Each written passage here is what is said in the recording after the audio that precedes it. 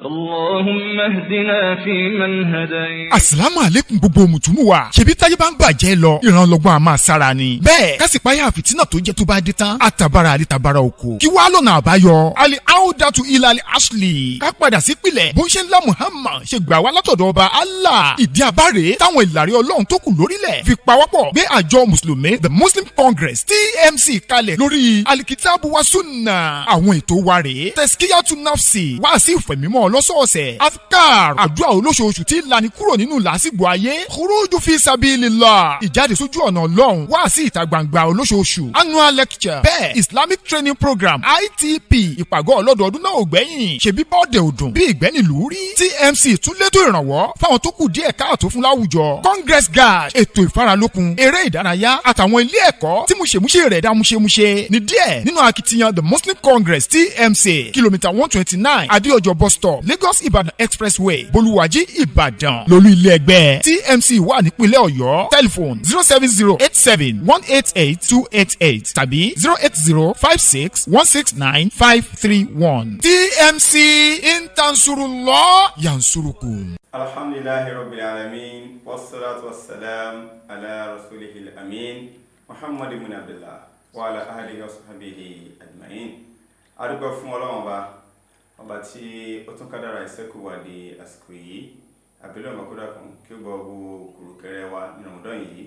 kó gbà ní ìjọsìn lọ́wọ́ wa kó jẹ́ kí arókùnrin àbọ̀ yìí káàsì mọ́ fi jẹ́ ọdún ní sí àgbẹ̀mọ́ wala la ilaha illallah la hawla wala quwwata illa billah. Àtúnkẹ́yìn olùgbọ́ àti olùwòwà káàkiri àgbáláyé akínkàbọ̀ sórí ètò yín ètò wa Gbàgede Firdaus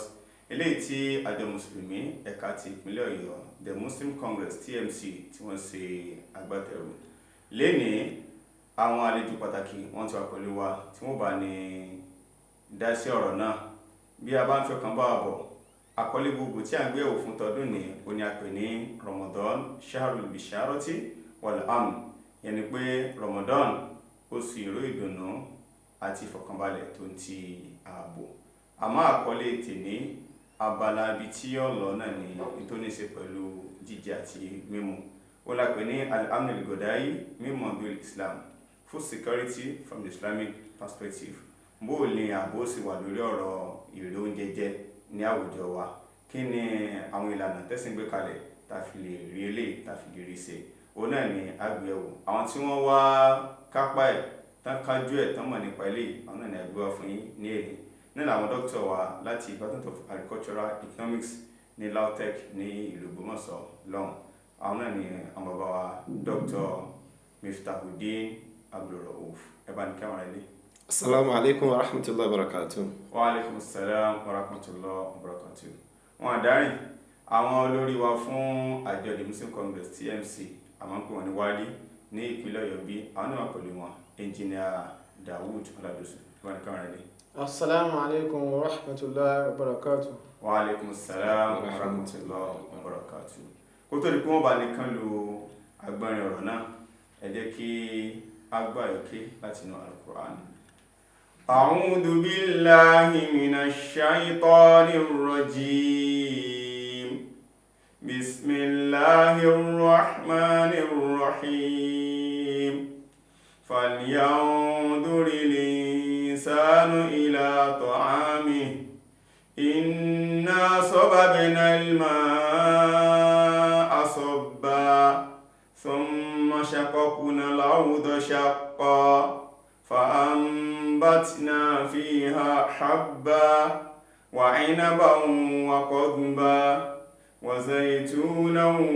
ونخلا وحدائق غلبا وفاكهة وأبا متاعا لكم ولأنعامكم. اللهم ارحمنا بالقرآن. níbẹ̀ jẹ́ kí a farabalẹ̀ láti gbádùn àwọn ọmọwé wa. Bismillah. نعم أعوذ بالله من الشيطان الرجيم بسم الله الرحمن الرحيم أشهد أن لا إله إلا الله وحده لا شريك له وأشهد أن محمدا عبده ورسوله والصلاة والسلام على نبي محمد صلى الله عليه وسلم وعلى آله وصحبه ومن تبعهم يوم الدين. الحمد لله الذي في القرآن الحمد لله الذي خلق السماوات والأرض وجعل الظلمات والنور ثم الذين كفروا بربهم يعدلون وقال النبي صلى الله عليه وسلم لو أنكم تتوكلون على الله حق توكله لرزقكم كما يرزق طيرا تغدو خماصا وتروح بطانه رواه الترمذي. ọpẹ́ ni fún Ọlọ́run Ọba. Alhamdulillah. Ọlọ́run Ọba tí ó kádàrá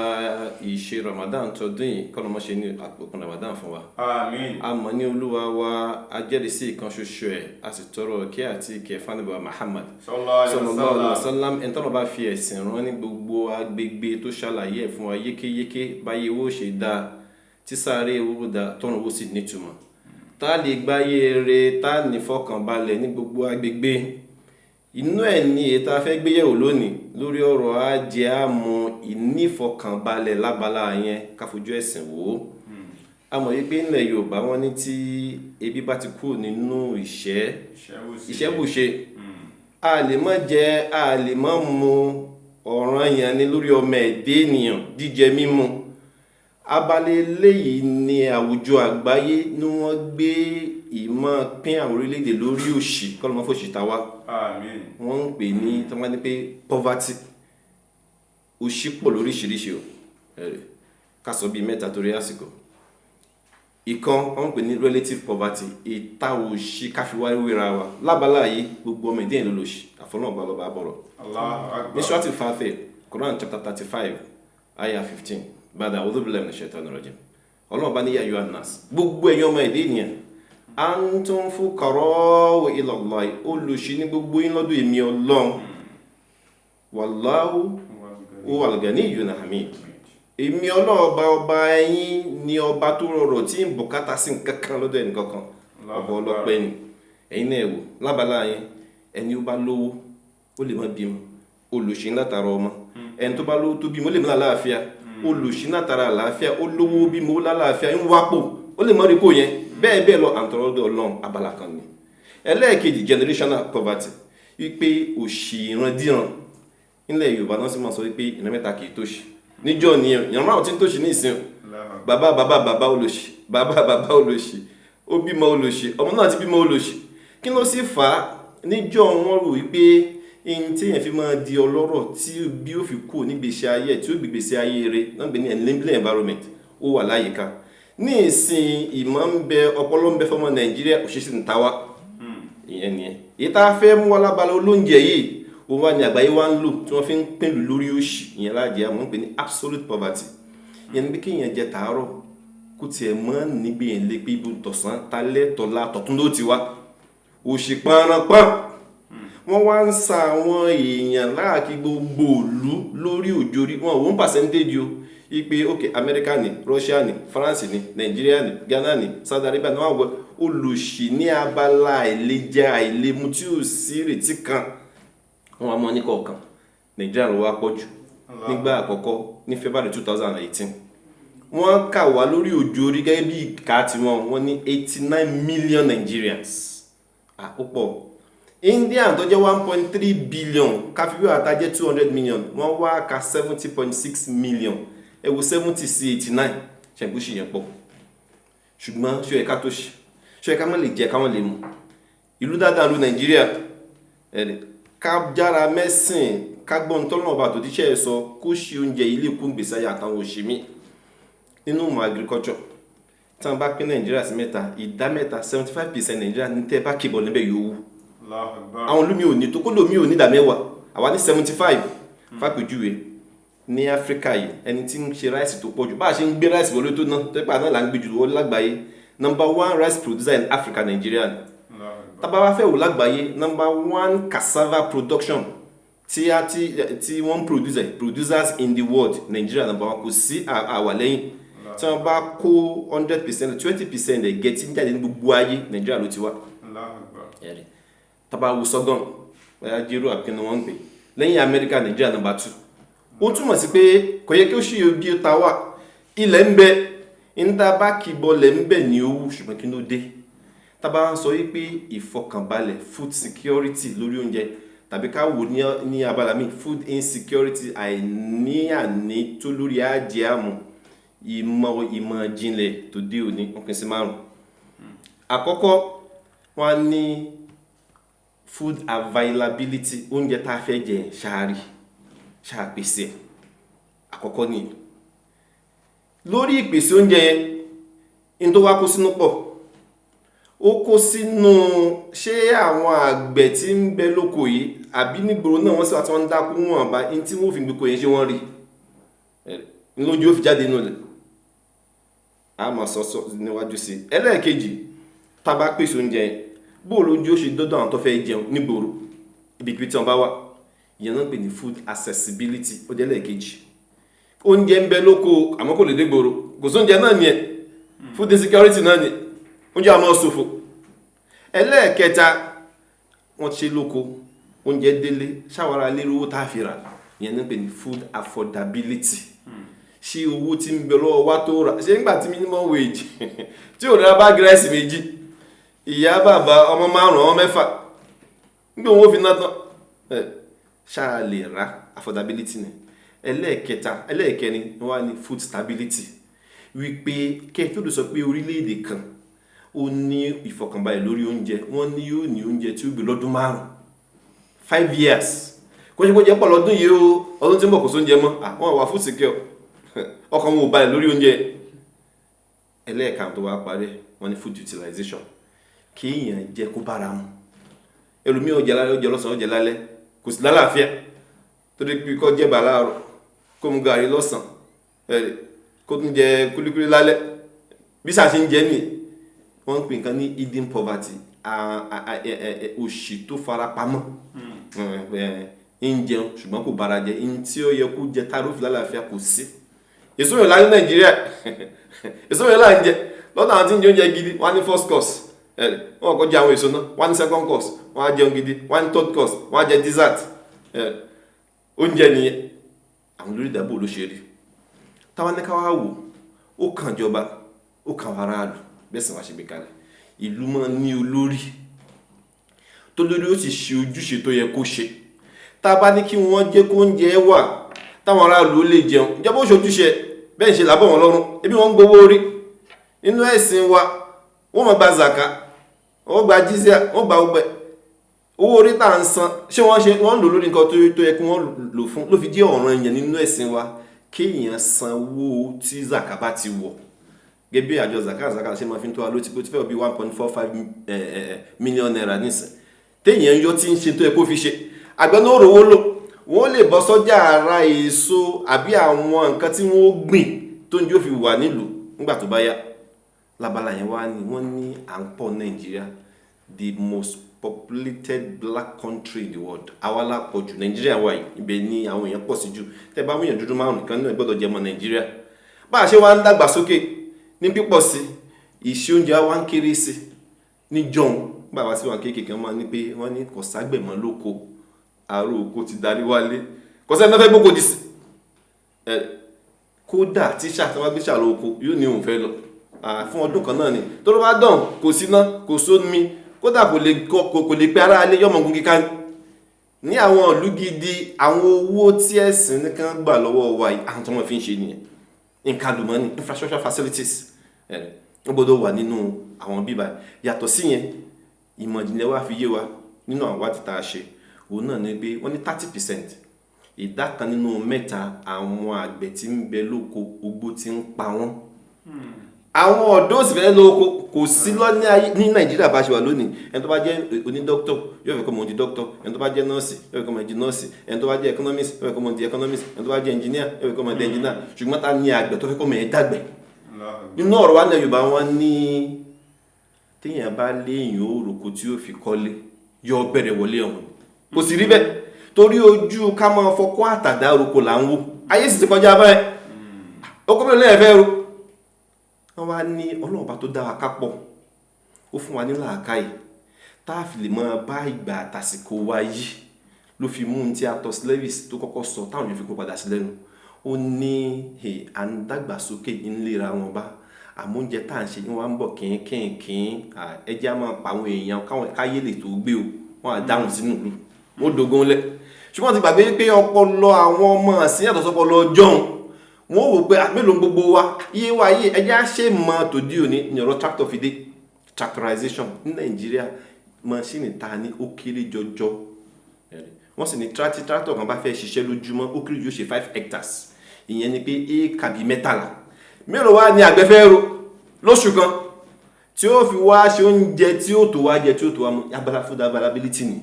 àṣojúṣe wa bó ló ṣe fẹ́ pọ̀ lábala nínú ìlú ní abala food accessibility kó oúnjẹ wà ní àrọ́wọ́tó àwọn tó fẹ́ jẹun ẹ̀sìn wa náà fi kọ́ wa ní ayé Umar ọ̀dẹ́ àlàní Umar ń ṣàlàyé pé tí nǹkan ọ̀gùn kan bá fi ẹsẹ̀ kọ́ Ọlọ́run bó bí Umar jẹ́ ìgbéda kí á mú nǹkan ọ̀gùn ní o bóyá bí ẹṣin bí kẹ́tẹ́kẹ́tẹ́ torí pé ọ̀nà ò dá ká tó wá ní ká ṣe ọ̀nà táwọn yóò fi rí jíjẹ mímu àìmọye ọ̀nà tó lóko tí ò ṣe gbà báwo lásìkò òjò àbí ọ̀wọ́ agbín tomato lọ rẹpẹtẹ ẹ̀sìn òkè pẹ̀lú wọn pẹ́ bàjẹ́ mango ọ̀wọ́ á lọ láàrin oṣù méjì àrí mango mọ́ tó sì ẹ̀ka jẹ títí ọdún kò fi pé tọ́dún mi ò fi dé wá bá ara àwọn kan yìí mọ́ wọn ṣojúṣe wọn lábala yẹn bẹ́ẹ̀ náà sì ni food affordability ká lówó ká fi ra ara infrastructure náà ẹ̀sìn gbogbo ká máa ra nǹkan láre ká máa fi nǹkan ṣòfò àníbà Muhammad sallam kò fòye ọ̀rọ̀ rí fún mùsùlùmí kì í ṣe nǹkan lófò kó dànù níná nígbà tó náà bá ń sọ fún wa nínú Quran chapter 7 Suratul A'raf ayah 31 ọlọ́pàá ní ya bani Adam mo pè yọ́ ma nabi Adam khudhu zinatakum inda kulli masjid ètò dáná aṣọ yín ẹ̀wọ̀n lọ́lẹ̀ ìjọsìn wa kulu washrabu ẹ má jẹ má mu wala tusrifu ẹ má waste nǹkan ẹ má ṣe iṣẹ́ àpà torí pé náà la yuhibbul musrifin ọlọ́ọ̀bù nífẹ̀ẹ́ sáwọn tí máa ra nǹkan láti tí wọ́n fi nǹkan ṣòfò òjòwò àwọn àbí ọ̀wà lọ́nà oko wọ́n wà gbin gbogbo ẹ̀ lọ rẹpẹtẹ yọba máa bàjẹ́ torí pé kò síbi tá kò pamọ́ sí aṣètò àṣekò pamọ́ ni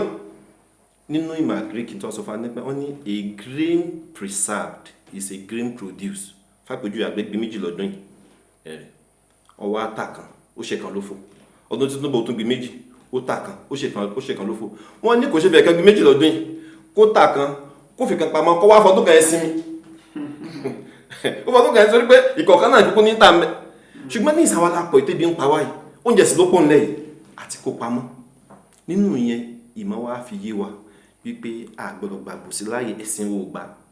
wọ́n máa ń pè nǹkan ní subsidy bá ṣe nínú epo nínú àgbẹ̀ náà iṣẹ́ ìjọba nìyẹn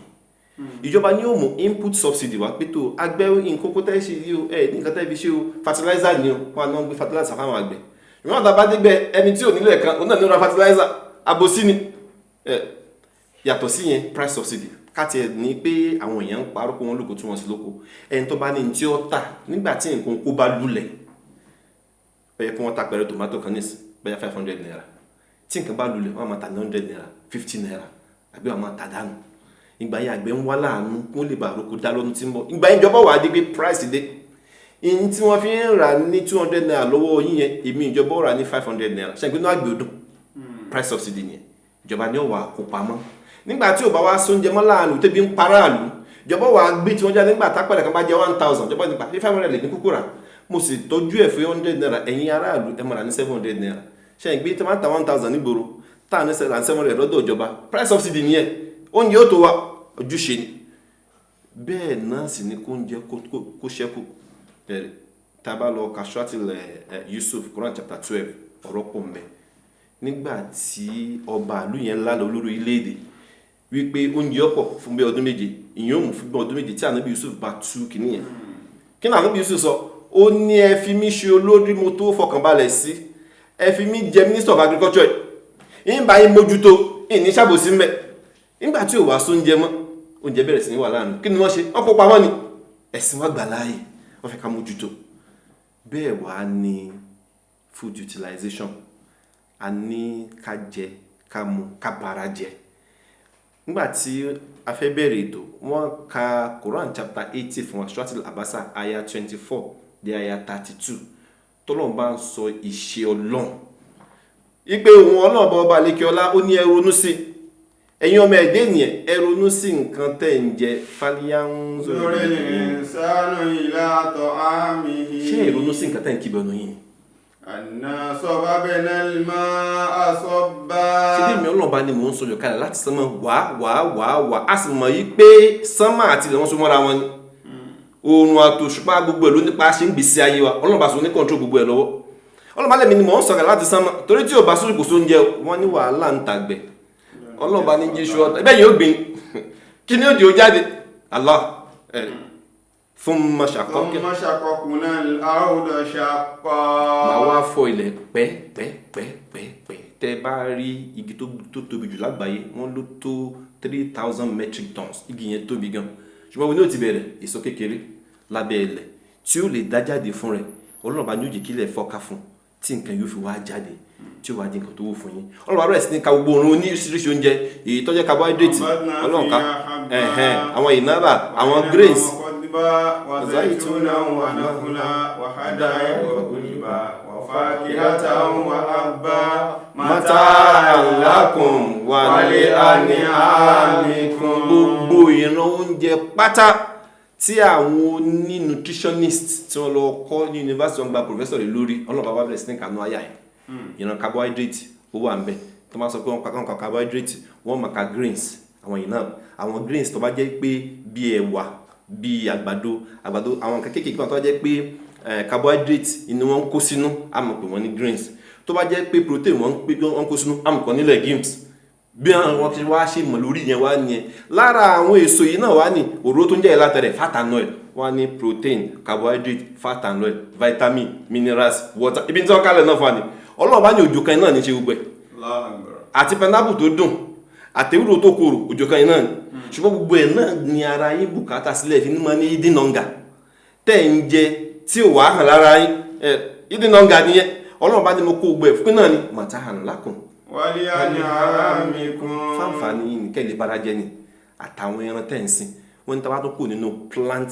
protein àtúnbọ̀ sí animal protein animal náà lè dóúnjẹ ṣe ewé náà ni ó náà jẹ yóò jẹ plant protein yóò ṣe animal protein àwọ̀ ó jẹwé àjẹran àrẹwọ́ làlàáfíà lábala yẹn làwọn afẹ́ gbàgbé Ọlọ́run ibi tọ́nà ti wá wọ̀ ní gbogbo ọmọ sáyẹ́nsì àwọn tractor à ń ṣẹlẹ̀ à ń ṣojú ọ̀nà ṣáàlì dá kankan ṣe ní Surati Waqi'a Quran chapter 56 ayah 68 ayah 70 Ọlọ́run bá ní afara'aytum al-ma'a alladhi tashrabun Ọlọ́run bá ní wòye sí omi tẹ́ mu ni أأنتم أنزلتم من المزن أم نحن المنزلون. ṣé ẹ̀yin lẹ ń ṣe omi ni àbí mi question gbogbo chemistry alẹ́ ayé akọ̀gbọ́ H2O 1 atom of oxygen 2 atoms of hydrogen water ẹni wọ́n ṣe omi kọ́ọ̀pù kan kò sí ṣe ọlọ́ọ̀bá ní sọ̀rọ̀ àti sẹ́lẹ̀ ọlọ́ọ̀bá sọ ní láwọ̀ àrùn ṣàlùnàmù ọlọ́ọ̀bá ní pé tí ó bá wù mí màá sọ mi ẹni لجعلناكم ujaja falaola tashkuru tó bá wù mí ọlọ́ọ̀bá máa sọ mi yẹn díyọ̀ tẹ́ẹ̀ nílé mo tó dẹ́ ìdúpẹ́ àṣà tó ń bá díyọ̀ kò lè ṣàǹfààní fún wa àwọn oko tá ń gbìn náà lè lálàáfíà ẹ̀rí ọlọ́ọ̀bá ni ó ń ṣe lé bákan náà ọlọ́ọ̀bá sọ fún ànábì náà kó sọ fún àwọn èèyàn ìgbà tẹ́ṣẹ̀ pọ̀ wọn ojú àláfíà òrò látàrí akẹwàá ìkọkànlá ìkejìlá فقلت استغفروا ربكم إنه كان غفارا. sọ fún wọn kí wọ́n tọrọ àforíjì ẹ̀ṣẹ̀ Nàìjíríà ti pọ̀ jù ìlú iná jíyàn gbé pààyàn bẹ́yàn lórí kò tiẹ̀ wá nítumọ̀ mọ́ ẹ̀ṣẹ̀ yìí pọ̀ ẹwàlẹ́bí ń pa yín ẹ tọrọ àforíjì ọlọ́pàá lọ́wọ́ tí ń foríjì ẹ túbá Ramadan ni wọ́n kálukú ojú ẹ̀ṣẹ̀ owó ẹ̀ lẹ́tàn fi kébi pa yín ayẹ̀lẹ́ kọkànlá. يرسل السماء عليكم مدرارا. tẹ́ ẹ bá gbẹ́ṣẹ̀ ilẹ̀ òjò alálùbáríkà ìmọ̀ sọ̀kànlá lásán tí ò ní bá nǹkan yín jẹ́. ويمددكم بأموال وبنين. bákan náà máa wá máa ṣe àlékún ọmọkùnrin máa máa fún yín bẹ́ẹ̀. ويجعل لكم جنات ويجعل لكم أنهارا. ọlọ́run bá máa ṣe àwọn gbà tí nǹkan oríṣiríṣi ọmọ jáde bẹ̀ fún yín. ẹ̀rẹ̀ kó tó ti pa wá parí ọlọ́run bọ̀ balẹ̀ kíọ́lá nígbà tá a wọlé Surati An'am Quran chapter 6 ayah tó bẹ̀rẹ̀ ọlọ́run bá ní mo dúpẹ́ fún mi alhamdulillah alladhi khalaqa samawati wal arda èmi tí mo dá sánmà àtilẹ̀ ẹ̀rẹ̀ bákan náà وجعل الظلمات والنور. mo wá dá ìmọ́lẹ̀ àtòkùnkùn iṣẹ́ àgbékì nìyẹn o wọ́n ní tá a bá gbin nǹkan lọ́sàn tóun ò bá ràn wọ́n pè photosynthesis kí láì jẹ kí ni àwọn ewéko yóò fi mú jẹ wá fún yàtọ̀ afẹ́fẹ́ tẹ̀ mí nínú ìmọ̀ sáyẹ́nsì wá fi wá gbé ńgbà tá a bá lọ sùn ó ní àgbàdo máa ń ṣe àgbàdo tẹ̀ ń jẹ òun lè wá ń ṣe ẹ̀wà tẹ́ ń jẹ wọ́n ń pè ní grana tẹ́ ń bá ya ewé àgbàdo àbí ewé ẹ̀wà abala méjì ló wà ńbẹ̀ ìkan ní light stage ibẹ̀ ni ó máa gbàgbà lọ́sàn ìkan ní grana ibẹ̀ ni ó máa fún inú oúnjẹ lóru tí ó bá sókùnkùn kò sóúnjẹ o ọlọ́pàá sọ ṣáàtì kọ́sọ̀s Quran chapter 28 71 and 72 wọ́n ti mú bá ṣe ìmọ́lẹ̀ tí lè bá ṣúmọ́ ta lọ́nà ọba náà tó lè fún yín ní òkùnkùn ayọ̀ tó wá sí mọ́ aṣọ́kùnkùn tí ò sí mọ́lẹ̀ rárá ta lọ́nà ọba tó lè fún yín oúnjẹ ni ẹ̀ ibi ọ̀páyé tí lè ọba ṣúmọ́ ibi ọ̀páyé tí lè ọba sì mọ́ ibi ọ̀páyé kọ́ ló mọ́ fẹ́ fi pa wá torí náà ni ká ṣẹ́rí gbà sọ́dọ̀ Ọlọ́run ẹ̀tẹ́sìn wa fi wọnú ọ̀rọ̀ sáyẹ́nsì ni kò ràn tá a bá sì ń bẹ Ọlọ́run bá ká bẹ̀rẹ̀ wa káà ká fẹ́ ṣẹ́ lẹ̀ wọ́n lọ́ wá ṣe ní kálíbi inú sọ kóúnjẹ lè bá a sùn wá bọ̀ tọ́nà bá wá ń ṣe léè táwọn aráàlú náà bá tú bẹ́ẹ̀ ṣe àwọn olórí wa náà yí padà wọ́n lè ṣojú ètò ẹ̀ kí wọ́n ó ṣe wọ́n mọ̀ pé káwọn ṣọ̀nà ó yẹ káwọn ṣomi ó yẹ káwọn ṣe gbogbo àwọn nǹkan mèremère tí ó fi jẹ́ kókó náà ṣe gbé fáwọn àgbẹ̀ ọ̀dọ́ náà fẹ́ gbóko wọ́n fẹ́ dáko oko rọrùn àti dá àbẹ̀ náà bọ̀bà lẹ́kíọ́lá àtàwọn tá a sọ àtẹ̀yìn náà tí ẹ gbọ́ kọ́nà balẹ̀ kó ṣe wá láǹfààní à ń fi àsìkò yóò àwọn ìjọba náà kọ́nà kó bá fi ọwọ́ tọ́kàn wọn kí wọ́n lè ṣojú ètò ẹ̀ kí wọ́n ṣe àwọn aráàlú náà Ọlọ́run bá ní òní yí àwùjọ kan padà Quran chapter 8 verse 3 chapter 13 verse 11 tó sì bá ń ta wá òṣè àjẹ́ àmú àríjẹ àrímu àrí báyìí tẹ́lẹ̀ àwa la yí padà sọ́lọ́n káà náà ká yí padà sí dáadáa kí nǹkan wá lè yí padà Suratul Rum Quran chapter 30 ayah 41 Ọlọ́run bá ní àdánwò ó ń bẹ lórí ilẹ̀ ó ń bẹ lórí omi o ní má kàsàbàtà ìdí ìntẹ́yìn náà ṣe lè bí ìfínpa ilẹ̀ nífọ̀kànbalẹ̀ o ní yìí kọ́ ń bàdà ládé àmì ìlànà àmì ẹ̀rẹ́jù bóyá ẹ̀jẹ̀ ronú pé nǹkan yóò mẹ́yẹ kó rí bẹ́ẹ̀ àwọn abẹ́rẹ́ bá Ramadan yìí kọ́nà bá kójú oṣù táàrùnú àti yí padà kọ́nà bá wọ́n ṣe àṣẹrọrùn fún wa kọ́nà wọ́n ṣe àyíwá padà aqulu qawli hadha astaghfirullaha lakum subhanaka allahumma wa bihamdik ashhadu an la ilaha illa anta astaghfiruka wa atubu ilayk assalamu alaikum wa rahmatullahi wa barakatuh. wa alaikum assalam wa rahmatullahi wa barakatuh. Allahu akbar kọ́lọ̀ máa san àwọn ṣéèkì wálé ẹ̀sán olóore bàbá kan ní ṣéèkì bákan náà ní bákan ní dókítọ̀ bákan náà gbogbo ẹ̀ lọ́wọ́lé Ọlọ́run láti bá ní sàlékún dáadáa yín wọ́n ti ṣe wá láǹfààní tó pọ̀ nípa food security pé bó ni ààbò sì wà lórí oúnjẹ káwọn ìjọba kí wọ́n jọ kan ṣe ojúṣe wọn aráàlú náà ká náà ká ṣe ojúṣe wọn ká sì mọ̀ pé Ọlọ́run náà ni ọba tó lékè gbogbo rẹ̀ so ká ṣeré padà lọ sí ọ̀dọ̀ rẹ̀ èyí tí a gbọ́ ìpínlẹ̀ kò sí wá ní àǹfààní ìbí náà ni a tún rí mọ́ ní èní pé ọ̀dọ́ ọlọ́mọ tó wá di ọ̀la kí a tún pàdé nídìí àkókò náà a lè fẹ́ pé àwọn ọ̀mọ̀wé wa kí a pè wọ́n sí orí nọ́mbà yìí 08038261934 lẹ́ẹ̀kan sí 08038261934 títí ọ̀la tàtún pàdé Abdul Latif Muhammad Ghazali Abu Muhsin ma assalamati wala liqa. Zakat and Sadaqah Foundation. Bẹ́ẹ̀ni ọ̀nà kan gbòógì láti ilé iṣẹ́ wọgbó fọ́ọ̀là ẹni mọ́ ni zakat jẹ́. Ìdí nìyí tí àjọ aláàánú Zakat and Sadaqah Foundation fi ń ṣe wá lójú yòyò yìnyín láti fi owó wa ṣètò lọ́wọ́ ọba àlekè ọlá nínú oṣù Ramadan àti lẹ́yìn oṣù Ramadan. Ọ̀pọ̀lọpọ̀ akitiyan bíi ìrónilágbára ètò ọrọ̀ ajé, ètò ìlera ọ̀fẹ́, títọ́jú arúgbó, opó àti àwọn ọmọ òrukàn, kíkọ́ mọ́sálásí, bíbọ́ aláwẹ̀ nínú oṣù Ramadan, ṣíṣe ètò wákfà àti bẹ́ẹ̀ bẹ́ẹ̀ lọ ni àjọ Zakat and Sadaqah Foundation ṣe. Ètò ọrọ̀ ajé ò fararọ, ọ̀pọ̀lọpọ̀ ló ń lọ́gùn tó. Àjọ Zakat and Sadaqah Foundation wá ní ta ní òtọ́jú aláìní, opó, ọmọ òrukàn ní pàtàkì jùlọ nínú oṣù Ramadan yìí. Ẹ̀yin ni o, ẹ̀ránṣẹ́ Ọlọ́run ọba lọ́wọ́ pẹ̀lú owó yín. Ẹ pè 08055374340 tàbí 08023457489. Ẹ kàn sí wọn ní kìlómítà 129 Lagos Ìbàdàn Expressway àdójúkọ Yanati Flower Mill Bolúwàjí Ìbàdàn. Zakat and Sadaqah Foundation ẹ̀bọ́n náà ọba dòwò pọ̀ orí yóò mọ̀ pọ̀ sí i. Àmín.